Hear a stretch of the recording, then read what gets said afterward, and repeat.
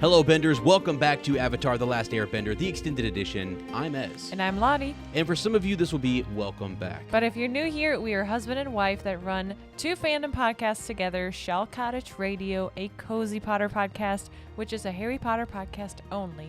And the extended edition where we bounce from fandom to fandom, but often linger in a galaxy far, far away. Our current obsession is the Avatar: The Last Airbender show on Netflix. And today we are here to break down the Season 1 finale, Episode 8, Legends. We're going to give you a quick summary of the events and then share our raw first impressions and thoughts. I will start us off with a summary. Let's go. Episode 8, Legends.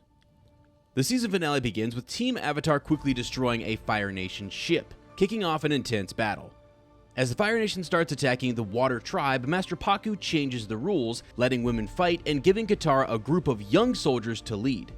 The battle is intense and the Water Tribe takes tragic losses. Even Momo gets severely injured after saving one of the Northern Water Tribe children.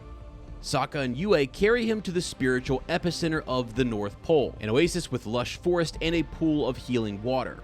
Yue uses these magical waters to bring Momo back from the brink of death. But then Zhao enters the shrine and captures and eventually kills the moon spirit in the form of a koi fish. This causes the entire world to go red and takes away the waterbenders' powers. The situation looks hopeless as the waterbenders are unable to use their powers in the fight. In a bold move, Aang joins forces with the water spirit to fight back against the Fire Nation, causing massive destruction. Yue gives up her life to bring back the moon spirit, restoring balance and the waterbenders' abilities. In the midst of all of this, Zuko faces off with Zhao. The Admiral exposes Azula's schemes, including her plans for the throne and the truth behind Zuko's mission to capture the Avatar. The episode concludes with the Fire Nation's troops at the North Pole defeated, the Moon and Waterbenders' powers back in place, and Azula's threat growing, setting the stage for future conflicts and alliances. Wait. Things have been too just, unless we got to cool things Too tense. off here a little bit. Too hot. Woo! Fire Nation needed cooled down. Okay, first reaction was, okay, finale looks great. Great fights. Yep. I have my own thoughts about the whole moon spirit monster thing. Okay. But that's just part of the original. It's nothing that's just that the show did, right? Nothing new, really. Yeah. We'll get to that later. Okay. First of all, I want to talk about the lion turtle. Zhao, in search of something that could help him in the fight against the waterbenders, against Agnikella, he stumbled upon something, and it's one little sentence that he says about the lion turtle. Oh, there's something about the lion turtle in here, nothing of importance. And everyone knows who watched the show to the end that the lion turtle is of huge importance to the world. Spoiler. In case y'all didn't know. The lion turtle is but is the oldest known animal in the world in the Avatar verse. Right? And I got this from the Avatar fandom wiki, where it says, in the era of Rava, lion turtles populated the spirit wilds, where they served as protectors of mankind by housing cities on their backs. As indicated by the symbols on their foreheads, each individual lion turtle showed an affinity for one of the four elements and possessed the ability to grant individuals the power to control said element through energy bending. When the era of the Avatar began, the lion turtles relinquished their roles as protectors of mankind and started to roam the world. However, by 100 AG, the lion turtles had been hunted to near extinction, with only one individual remaining, the one that we see later that meets Aang and teaches Aang how to energy bend. Energy bending. And there is lots of connections. I wondered, why is he mentioning the lion turtle here? And this is totally speculation, nothing confirmed, but I feel like that Agnikella was once a city on the back of a lion turtle. Oh, okay. And because they talk about this spiritual center and the earth is warming it. Yeah. Right? Yeah. Where does that come from? Wait, how do we know they're all gone? Are we sure that one's the last one? I mean, I don't know. We are not. We don't know, really. I mean, we know we meet that one later on in season 3 of the animated. And it could be that, I mean, that lion turtle that was maybe once the carrier of Agnicella has now ceased, gone over to the spirit world or wherever beyond. Yeah. But I don't know. I like the theory that once the city was on the back of the lion turtle, and they said the waterbenders looked up to the moon and learned how to waterbend from the moon. But what if they were also given the power by the lion turtle? I don't know. Just an idea, a little connection to the lion turtle. Being sort of an amateur in all of this, which I am, I was a little bit blown away when we got to the part where you were looking at Uncle Iroh's chest plate. And I know you have this as a note later on. Oh, no, it's right here. Yeah. But it was literally, you pointed it out, and I was like, yeah, it looks cool. Looks like a dragon. To me, look like a dragon. And it could be. It could totally be a dragon because it makes sense. He's the dragon of the West. Except for the 2 little front sharp teethers. You know what I mean? It looks suspiciously like a lion turtle. It looks exactly like a lion turtle. And as soon as you said it, I was like, oh, okay, cool. I had to go back and refresh my memory on what all that was. I didn't remember any of that stuff. We blitzed through the end, and I need to really go back and I think re-experience the whole thing, honestly, after watching all of this. And I think that's what you always hope happens, is that you have a live action and then it takes people back to the original source material, you know? Yeah. That's what I think is great. In Lord of the Rings, for example, movies came out, book sales went up. People went back to the source material and said, books are awesome. Same thing with Harry Potter. That's just what happens. Yeah. Now, the source material here is an animated show. So the show is good. It's doing well. It's number 1 show right now in the world. And they're all over promoting it. I think it's going to send people back to the animated series, and you're going to find a lot of cool little...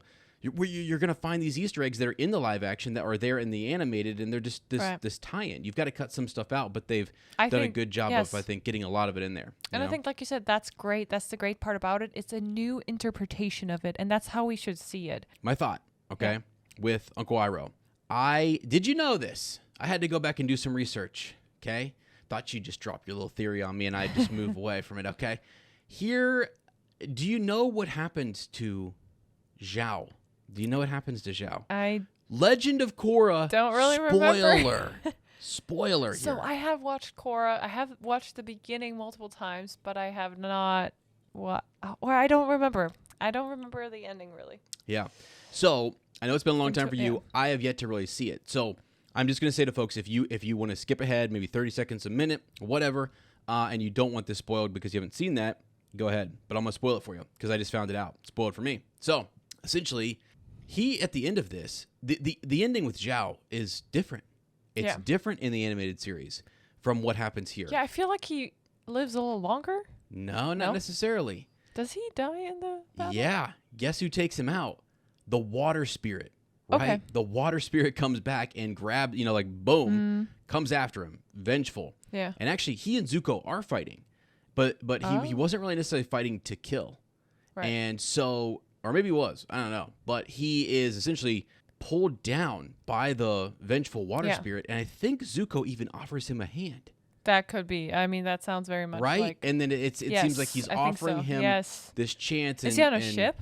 Is it I think water it's still tribe, in the city there. I think it's just sort of like kind of how they set it up there. But I think he's being pulled down into the waters, and he's actually being pulled down to the point that his physical body is, well, I don't know, that he ceases, that he is actually trapped in the spirit world. Wow. He is taken down in like I think it's the...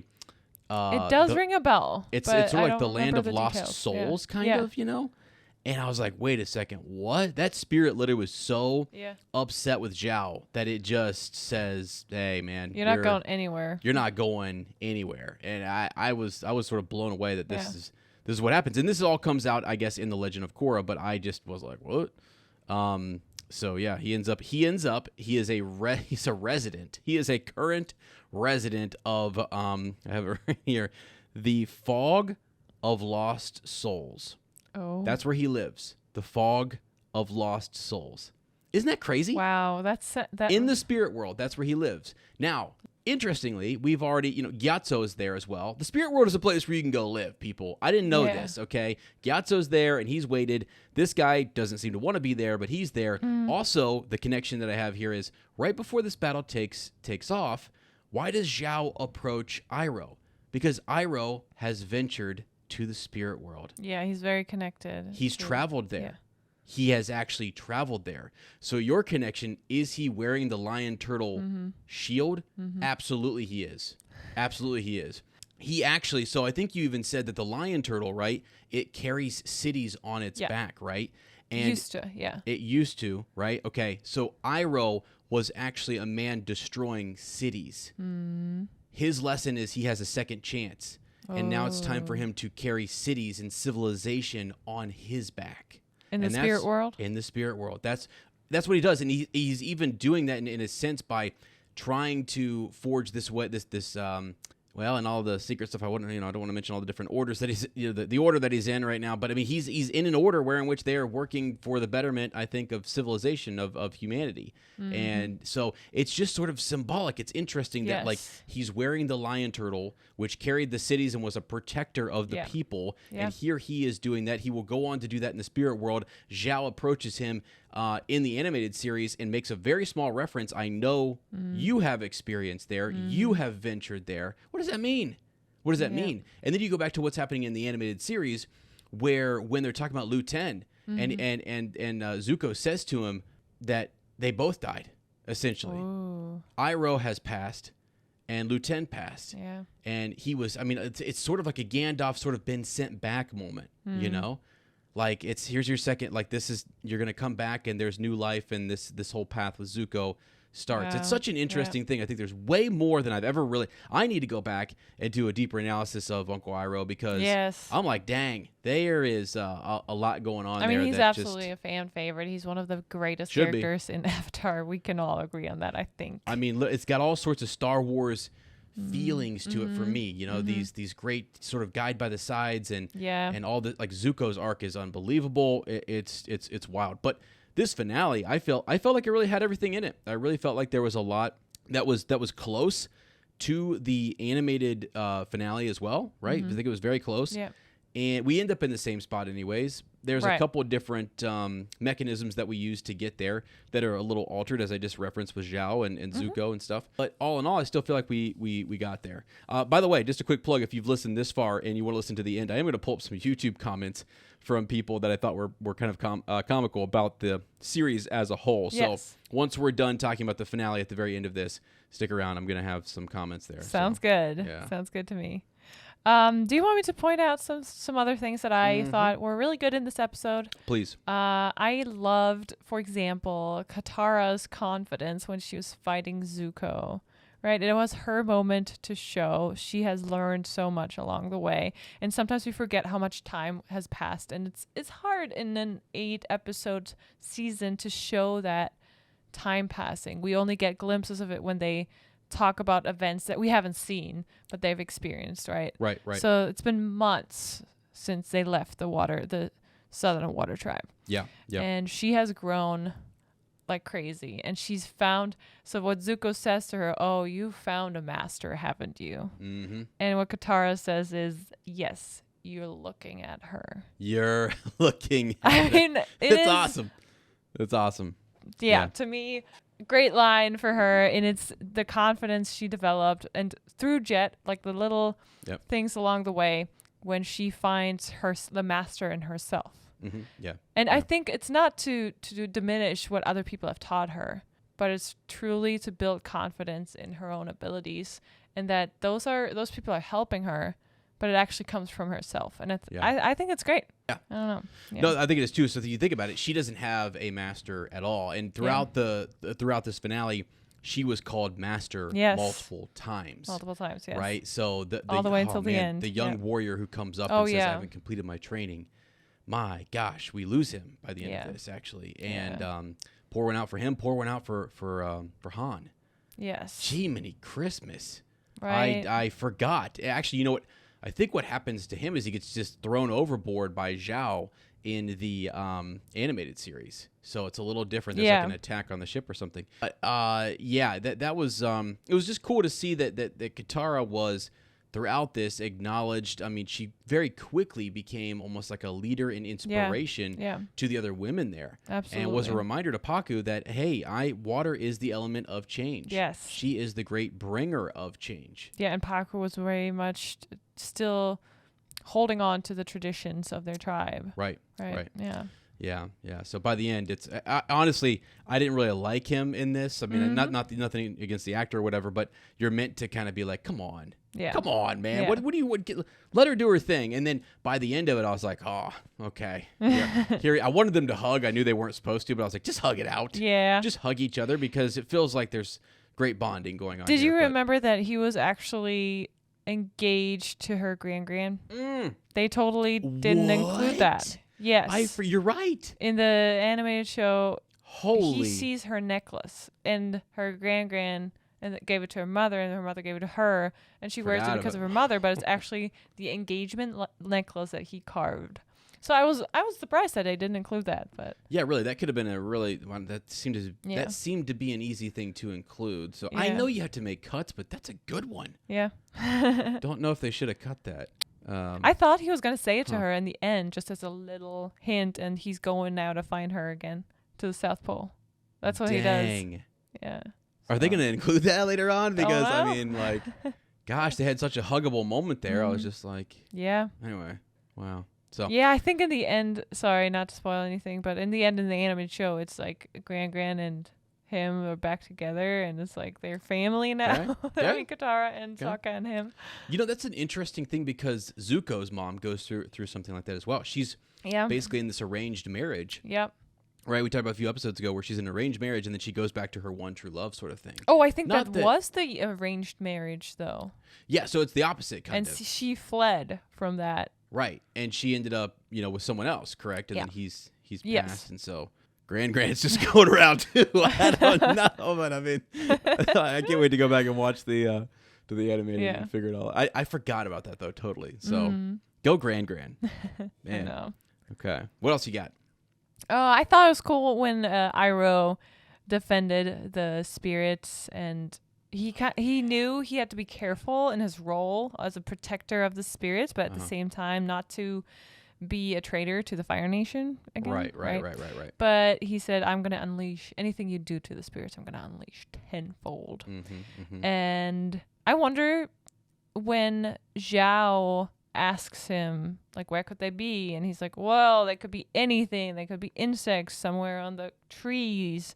We don't know. He knew full well that they were the fish. Yeah. Because when Zhao pointed out, I found them, he just ran over. He didn't even look at what Zhao found. He knew right away and said, Zhao, don't do it. Don't do it. Yeah. So Iroh knows. Yeah. I'm sure he did. Is that a shirt somewhere, by the way? Iroh knows. Oh. Should be. It should be. So, yeah. Then I just have Zhao definitely has a problem. Though he's getting a little deranged also. Where he gets... We have a word in German for it. It's Größenwahn, where you just... You get so crazy with your ambitions that it's... Right. Not... I don't remember, and I know you may not know this either, and that's okay. We'll have to kind of go look it up later. But this is the whole point in terms of driving us back. We're at the finale. Yeah. Go back to the animated series. We've got time now before season 2 comes out, and we'll go back and research all this stuff because I'm way more into it now than I think I was when it was just the animated. And that's great, yeah. Which is cool. That's what I think we're the opposite. You were super into the animated, and I now being older and having seen it much later in life, I'm like, this is cool. This live action, this is awesome. It feels like Star Wars to me. Yes. And I feel like I can enjoy it a little bit more. I don't know why, but it just feels like I'm I don't know, given license to do that. But I don't know if the Fire Lord, was he on board for this attack on the Moon Spirit? No. I don't know that he would. Because Zhao's just a crazy man, right? Yeah. He's taken the whole point is that, well, at least in the live action here, is it's distraction. Yeah. Send your troops up there. Right. I'm not real worried about it, but it's almost like Zhao had this extra plan to really take over everybody, because clearly he was also saying, like, I'm going to take over, Ozai as well. Like, I'm going to don't worry, I'm going to get him too. But I mean, that's a nuts. You just threw the whole world out of balance kind of thing. Like, what is wrong with you, man? Yeah. So, yeah. I mean, in a grand scheme, that's what the Fire Lord does, because he's trying to control all the other elements just with fire. Yeah. But I don't think he would go as far as... I think he's smarter than that.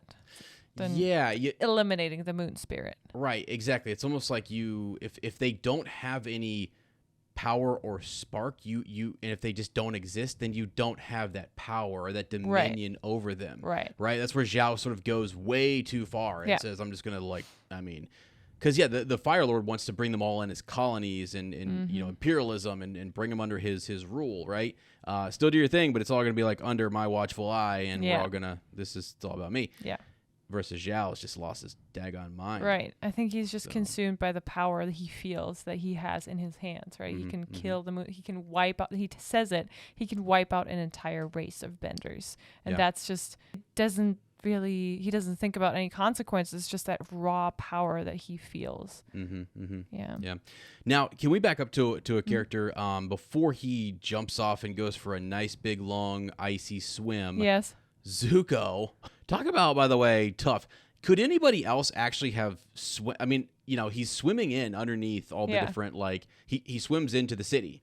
Yes. He's under the ice. Yes. It is absolutely freezing cold. With his breath of fire. Could you imagine, like, no one else without magical abilities or powers or bending abilities would be able to do that? No. I mean, that was just crazy that he did that. But before that, when he says to Uncle Iroh, Lu Ten would have been proud to have you as a father. He is basically saying, I am proud to have you as a father. Yes. And I was like, it was yes, I know. And then they That's go such in. A great moment. Then they go in for the hug, and it's just like Iroh can't even say anything. The best thing that he can say is life-saving advice. Love him so much that we're in war. This will save your life. Yeah. I mean, why? And it did. He's the wisest man in the whole daggone series. Yes. And he's literally just like, I know exactly where. It's almost like he has foresight to sort of see where, I know what pickle you're going to get into. Use this. You'll be okay. I'll find you later. Yeah. My gosh. Anyways, just a great moment though. And I thought this episode is what like nails it down for people who are Zuko fans. Right. And just love his arc and his story, because saying that and then what happens at the end of the series and just where he goes. And, you can even see when he says, I have to go do this. I have to go after the Avatar. This ends now. This is the end right here. And it is, actually. Yeah. And so, in a weird way, I think Iroh knows that. He knows that we have pushed the Avatar to the brink here. Something big is about to happen. I think all along he has known that, like, you don't get to do this to the Avatar. The Avatar is going to do his thing, right?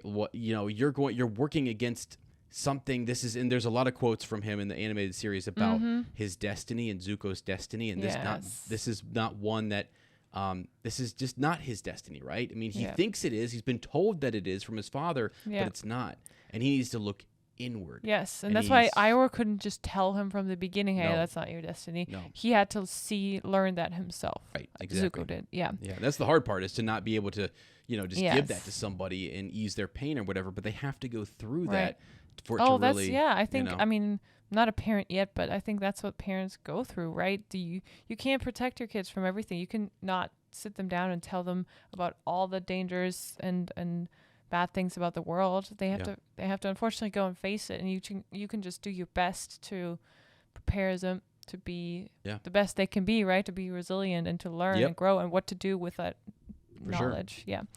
Anyway, so Zuko, I love their face off between like him and Zhao. And I don't care what people say, but firebending just looks so cool. I think they made it look so cool with all the martial arts elements in it. And I know there was a ridiculous moment when Iroh was attacking Zhao, when he was holding the fish and the knife and like with the fire, and he just dropped the weapon, but the fish like kind of went forward. For me, that was a really weird moment, but I thought it was great. The fight between them looked really, really cool. And when Zhao tells him the truth about Azula, and Zuko realizes that Zhao is right, but he doesn't want to believe it, but he knows it. In that moment, he probably already had a feeling. But when he just throws it at him so clearly, I really liked how the actor, like that face, like this, you don't want to, you just want to fight it, but there's no way. It all makes sense, what he says. Yeah. Can I say real quickly, though, that fight scene between them, I thought they actually, because Iroh has to do something. Yeah. If he just stands there and lets it happen, that looks real bad, and he doesn't do that. So I was trying to think, how are they going to do this? And he's giving him almost a chance. Put the fish back. Put the fish down. Yeah. Right? Like, step away from the fish. This is ridiculous. And he is sort of he's on that fence of like, yes, I'm loyal to the Fire Nation. Yes, I'm trying to whatever. I'm trying to thread the needle here and make sure that I'm on the Fire Nation side. Yeah. But at the same time, resolve this peacefully. I'm here because of my nephew. Yes. Really. Everything that he needed was on that boat, he said, right? And that was his nephew, and he's here to kind of oversee and be involved in that. So he's in a really precarious situation. And so for him to cast the firebolt and hit him in the hand, drop the whatever is cool. And it looks like he does try to intervene as they're all Aang is starting to levitate the fish and everything's happening. It just all happens too quick. Yeah, I don't know. A couple different moves there by Aang and we could have got out of this pickle. I know. But, where's the force pull when you need it? Right? Just come on. Yeah. Aang, come on. You are a master airbender. I know here. that levitating was pretty weak. Yeah, or Zhao's faster than we know because anyway.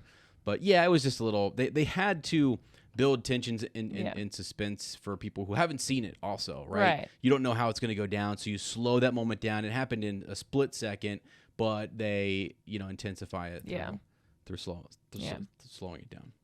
If I can put it out there. Okay, who next? Who to move on to next? Who?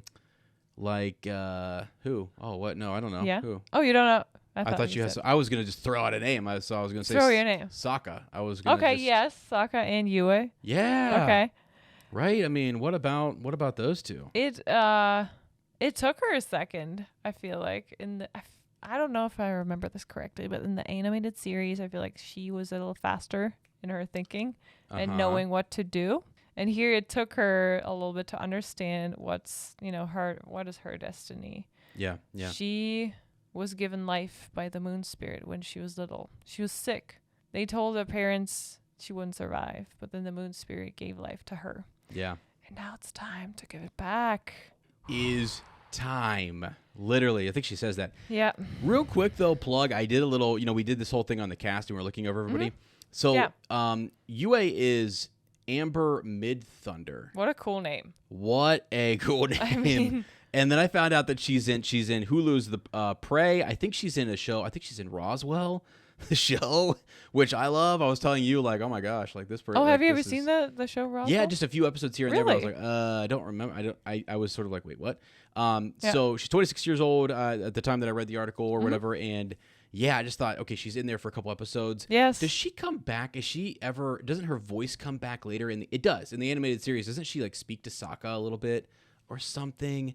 Or they reference her or talk to her? Definitely, yes, they reference her. Yeah, because I just think I would think it'd be cool to kind of bring her back. I thought, she's in here a couple episodes and she definitely. Oh, I think she was awesome. Yeah. She steals it here at the end, and she's just cool. She's really. We talked about her last episode being so casual and laid back, and she has good presence. A lot of people. We did this episode. This was the Meet the Cast thing. Yeah. Where you look at how young that cast is. Right. You had to bring in people you had to bring someone like her in, just other experienced people who are also middle-aged there. Middle-aged, sorry, 26. Sorry. I was thinking of another actor, and then sorry, Amber, not you. But you know what I'm saying? Like you had to bring in some more seasoned veteran actors around them, because some of the comments I'm gonna read here later on, where people were upset with some of the castings. Not that nothing personal against those. They just thought that they were not the right person. I'm like, I think it's been perfectly cast. I think so too. I really do. I think I think they're doing a fantastic job. And again, it's very subjective, right? It is. Yeah. If you are entitled to say I don't like it, but yeah.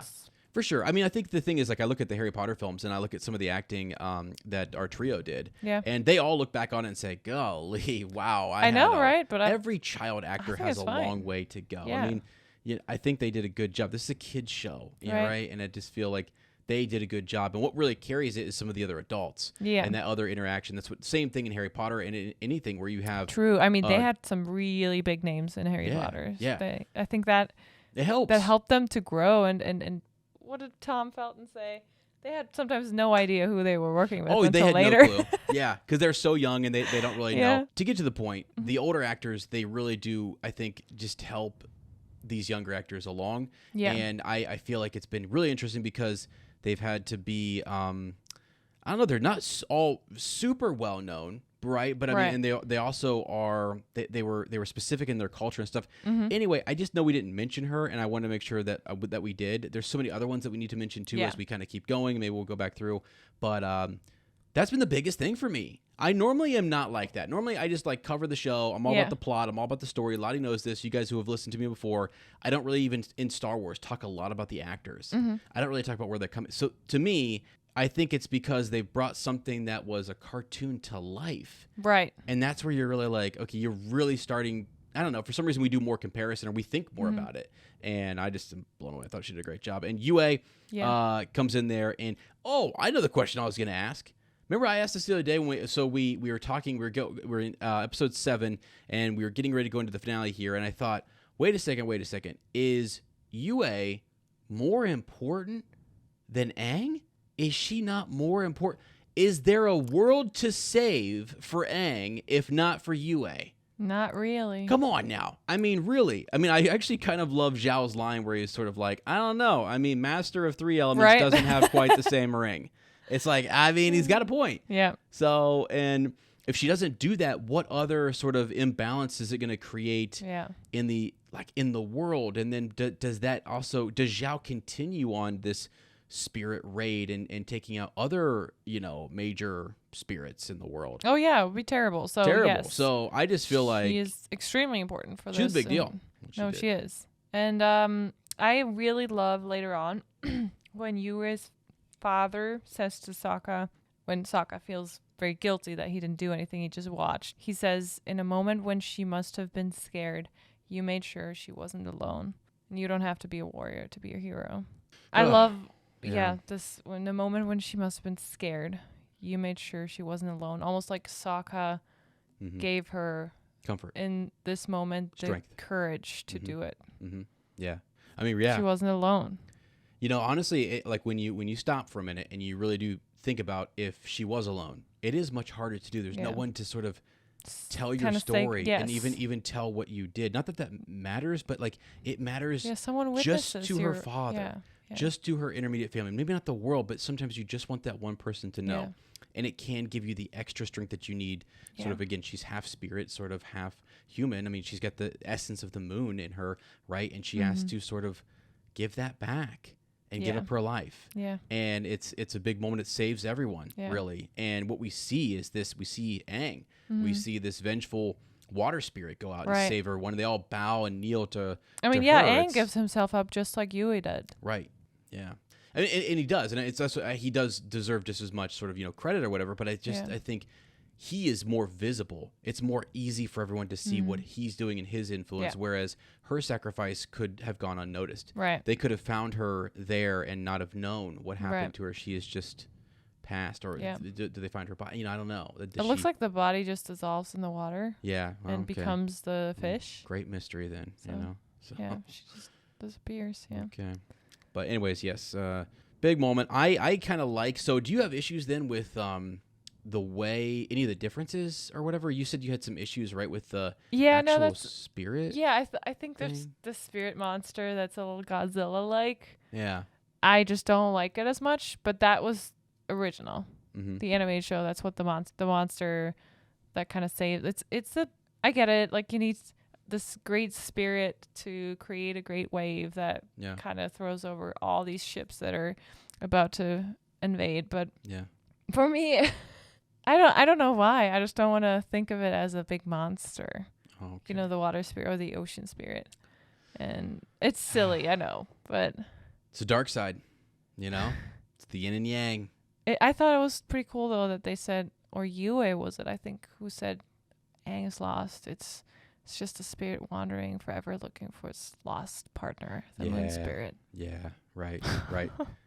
Yeah, I mean, it was, when you think about the moon, you think about tides, and you just think about that, that back and forth and the pulling in of tides and the power that the moon has actually on the oceans. It is crazy. I love that they tied all that in there. Yeah. And they really made it feel real. It actually feels like, okay, that actually makes a lot of sense. Like, maybe water bending is real. Like, who can do it? I mean, the moon can do it, Right. The moon can do it. So, like, but I mean, it's Yeah, it was. I like it. I think it works still. And I know we talked about the Kirk, right? Kirk, the Avatar Kirk. Thank you. Yeah, and I like his story too. I like that he wasn't able. He's a lone wolf, and he's not really able to come back and do the thing that I think you might have thought was cooler, which is him pulling a Kyoshi and coming in and saying. Yes. But it would have changed. That would have been a huge change, right? And it has to make sense with the spirits, so I get it. Right. Yeah. That wasn't really possible, but I don't know. Okay. All right.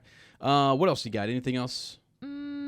Just in the end, that Pakaru pays his respect to Katara. We talked about that. Oh, and just also that it definitely feels more tragic and like real war in the live action with more actual losses, like Han, who we met, and the little boy who called Katara a master.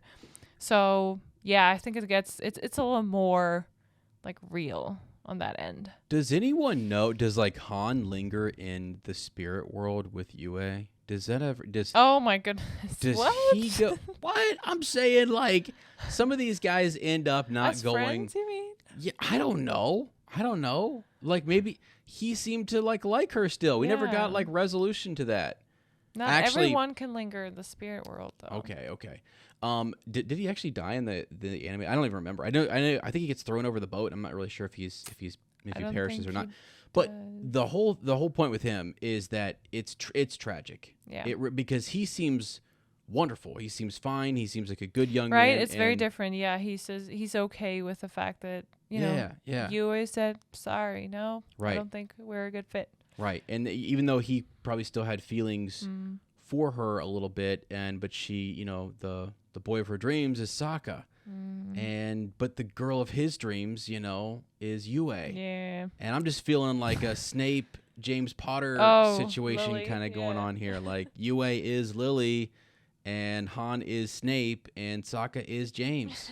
Right? That's what it feels like. A little bit. So I'm a little sympathetic, although Han was a lot better of a person than Severus Snape. And plus Sokka still has, someone else in the so I guess that so doesn't work. He's also pretty, for losing a girlfriend, he just kind of met, but he was pretty chipper at the end for that, I gotta say. But he just met But it's her. okay. The ending is very cheesy, Yeah. The way it's a kid show. They ended. And I know that it's a relation to, like you said, the animated show. And I think there is a little hint to Toph in there when they talk about melons. And Melon Lord. Yeah. So. Yeah, that's funny. Yeah. Well, okay, so gosh, what else have we really not talked about? I guess the very, very end and just sort of Ozai, right? And it's sort of his big reveal that this was not the main target. Yeah, the North was never the true target. Dang. And they captured Omashu and Bumi. And Azula did it. And Azula did it, yeah. I mean, she's also sort of playing her own game and, I don't know. What's next? What's next? Yeah, Jiminy Christmas. And that could have been it. You think it's over now. Mm-hmm. But then they show another scene where one of the sages shows the Fire Lord that Sozin's comet coming back soon. Gives them extra powers, right? Yeah. Doesn't it make them extra absolutely. strong? Yes. Right? Okay. So it's going to be even more tough to beat him in season 2, right?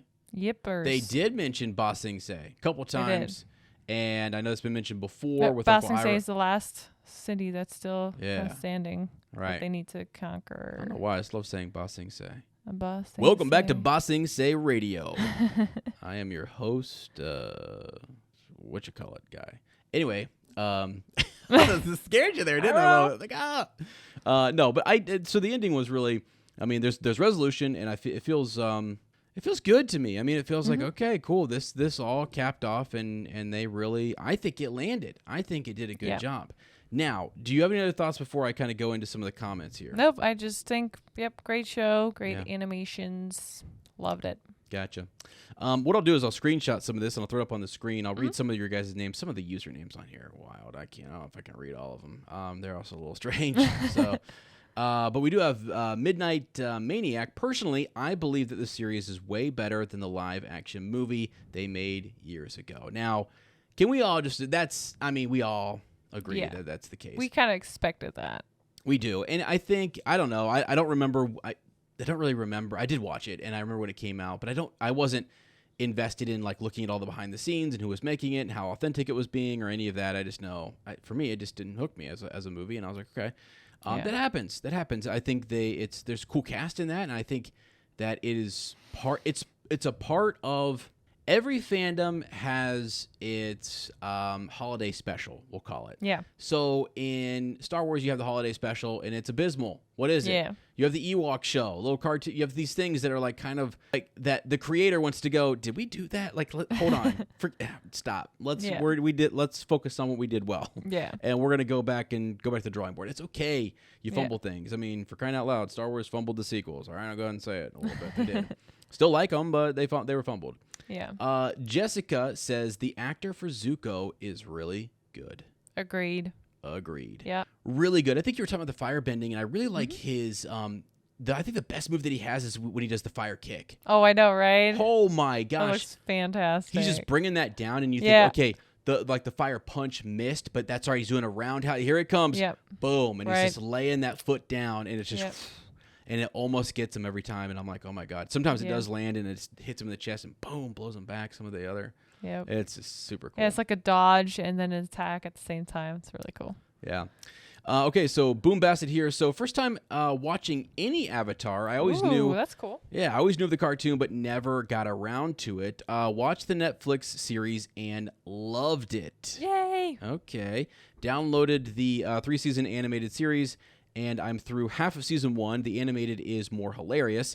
I guess certain things can be done in animation because Aang's expressions in the animation are funny as blank. Nearly lost my lunch when he was riding that giant fish. Now, we're going to get into different comments. We have a wide range, okay? Okay. So next up, Yusuf Onzu. I feel the Aang could have been cast better. And there's no serious acting, and certain cast isn't professional. Also, some dialogues are meant for kids or teens. Yeah. For example, how they showed the conversation between Azula and her friends was so unnecessary. Now, I'm going to disagree. I think Aang is perfectly cast. I think he does a great job. For me, he's a perfect Aang. He's great. He does a great job. I think he has a smile. I think he was actually on the Jimmy Fallon show, and just on the fly, they handed him basically a stick and said, "Can you do some stuff?" And he like walked over. Really? And did, oh yeah, he started. I gotta watch that. Oh, it's amazing. Yeah, it was crazy. And so I'm like, all right, the kid's got all of his moves and stuff, and he had to learn all that stuff for the show, and then here he is, like, yeah, no problem, one take, got it.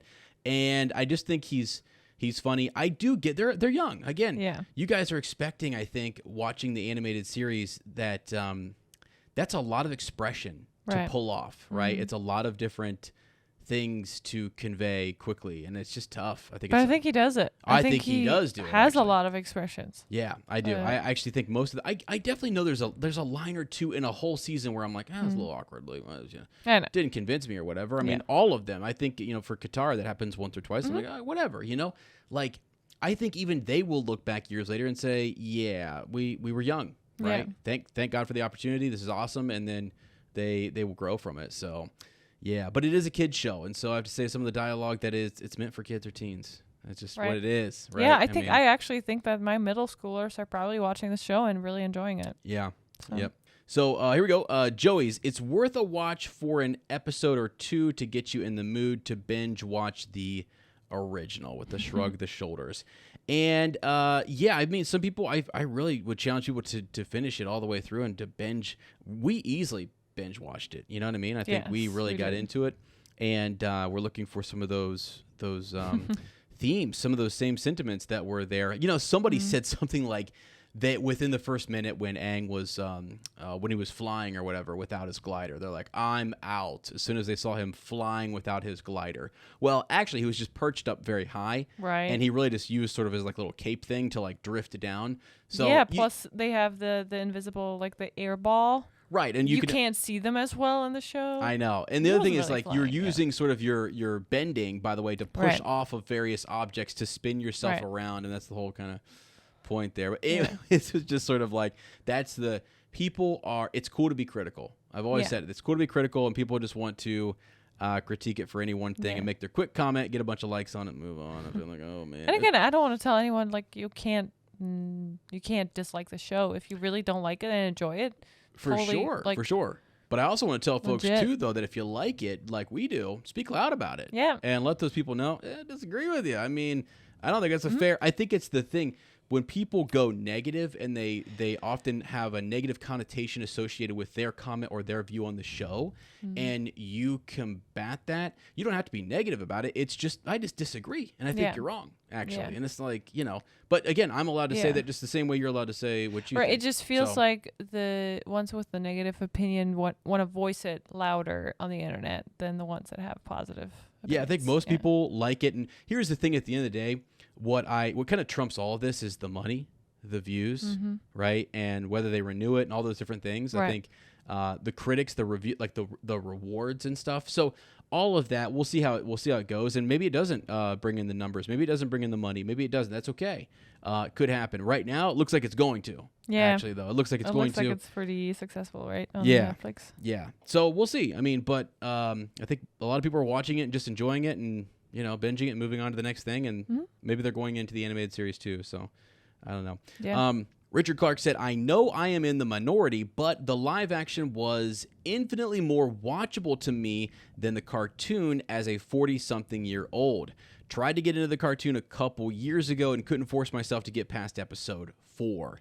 So again, this is somebody who's talking about like approaching the Avatar series being in their 40s. Right? Okay. Being in their 40s and saying, you know what, this show actually was really good live action. That made it more sort of watchable and more approachable for me. I can totally understand. Yeah, where you get lost after the first 2-3 episodes in the animated show. You feel like, it's not really my cup of tea anymore.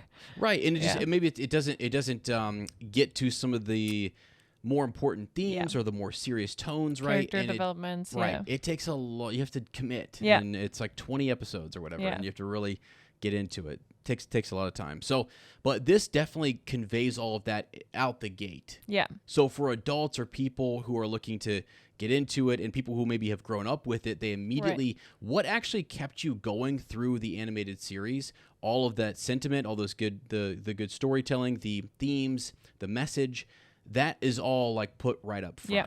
Yep. And you're instantly reminded, I feel like, of all the things that really propelled you all the way through it. Not just the laughs and the comedic nature of Sokka and Aang and all of them running around and doing their thing. Like the deeper message, it's there, and you're like, wow, this is cool. That's the thing that made it legendary, really. Right. So anyway, okay, just a few comments. Just wanted to read those to you guys, and thanks for everybody who does comment. And all comments are, well, respectful comments are welcome on the channel. So feel free to, comment on the videos over at the extended edition. And, this has been fun. We've this is our, I don't know, first time we've really done a different fandom besides Harry Potter and True. And it was a lot of fun, like you said. Yep. All right, guys. Thank you so much again for commenting on our videos. And I think that concludes our coverage of the Avatar. We'll be back soon with Bad Batch. Do you have anything else, sweetie, you want to say about the show, Avatar, your experience with it? In general, I thought it was great. And I have to say, a lot of the comments that are out there, I am glad we brought them up because I think there's a lot of good and there's a lot that need to be just sort of, I don't know, just featured, but yet have a little rebuttal, a little back and forth. So thank you for doing that. All right, friends. Hey, thanks for extending your Avatar experience with us. This wraps up our discussion of Season 1, Avatar, The Last Airbender, live action show. If you have thoughts you'd like to share with us, then send us a message at theflannelwizard@gmail.com. And don't forget to follow over on Instagram at The Extended Edition. And as always, remember... Yep.